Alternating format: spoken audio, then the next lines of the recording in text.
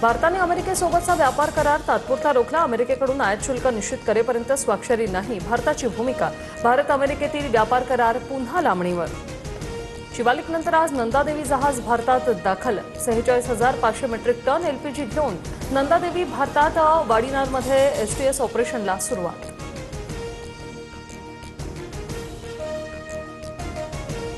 कच्च्या तेलाच्या किमतीत 1.84% वाढ। कच्च्या तेलाच्या किमती $102 प्रति बॅरलवर। सोमवारी कच्च्या तेलाच्या दरात 2.4% घट।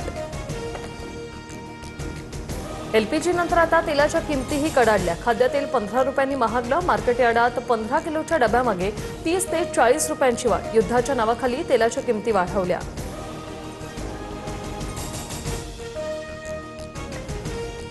भाजप आमदार नरेंद्र मेहतांच्या अडचणीत वाढ। 120 कोटींच्या महसूल थकबाकी प्रकरणी नरेंद्र मेहतांच्या चौकशीचं पत्र समोर।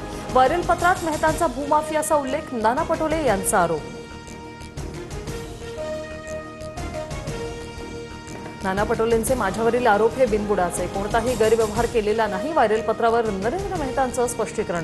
तर तक्रार आल्यास चौकशी करणं माझं काम। महसूल मंत्री चंद्रशेखर बावनकुळेंचं उत्तर। उपमुख्यमंत्री एकनाथ शिंदेंनी पंतप्रधान मोदींची भेट घेतली। जवळपास 1 तास मोदी आणि शिंदेंमध्ये चर्चा। सदिच्छा भेट घेत महाराष्ट्रातल्या अनेक विषयांवर चर्चा। शिंदेंची माहिती।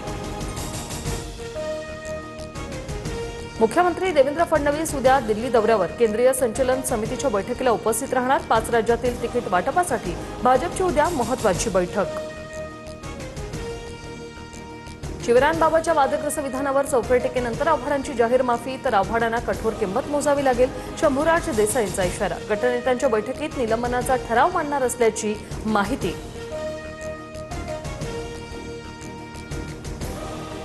लोकसभेतील 8 खासदारांचं निलंबन अखेर रद्द। संसदीय कार्यमंत्री किरेन रिजिजू यांनी प्रस्ताव मांडला। 6 महिन्यानंतर विरोधी पक्षाचे खासदार सभागृहात परतणार। ब्लॅक बॉक्स सुरक्षित असताना जळाल्याचं का सांगितलं? अहमदाबाद अपघाताची माहिती अमेरिकन एजन्सीला का दिली नाही? विमान अपघाताच्या चौकशीवरून रोहित पवार यांचा सवाल।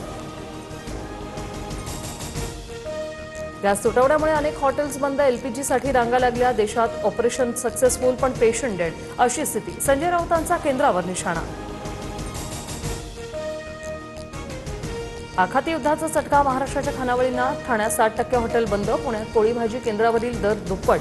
अनेक हॉटेलमध्ये चुलीवर स्वयंपाक करण्याची वेळ, तर छोट्या टपऱ्या बंद होण्याच्या मार्गावर। आखाती युद्धामुळे रिक्षा चालकांना धक्का। एलपीजी 61 वरून थेट 96 रुपयांवर। 10 दिवसात एलपीजीचे दर वधारले। नाशिक संभाजीनगरमध्ये गॅससाठी रिक्षाच्या लांब रांगा।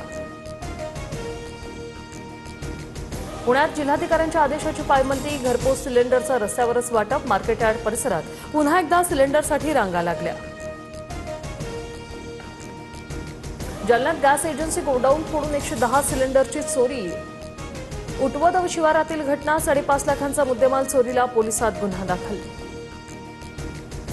पुण्याच्या चाकणमध्ये गॅसचा काळा बाजार उघड। ट्रकमधून सिलेंडर विक्री कॅमेऱ्यात कैद। 3 आरोपी फरार, तपास सुरू। तर नाशिकमध्येही विनापरवाना सिलेंडरने भरलेले ट्रक जप्त। 11 महिन्यात देशात महागाईचा उच्चांक। डाळी, भाज्या आणि अन्नपदार्थ महागले। बासमती तांदळातही 5 ते 10 रुपयांची वाढ। आखाती देशातील युद्धामुळे सोन्या चांदीच्या दरात पडझड। चांदी 9,000 तर सोनं 2,950 रुपयांनी स्वस्त। जीएसटी सह चांदी 2.25 लाखांवर, तर सोन्याचे दर 1,60,000 स्थिर।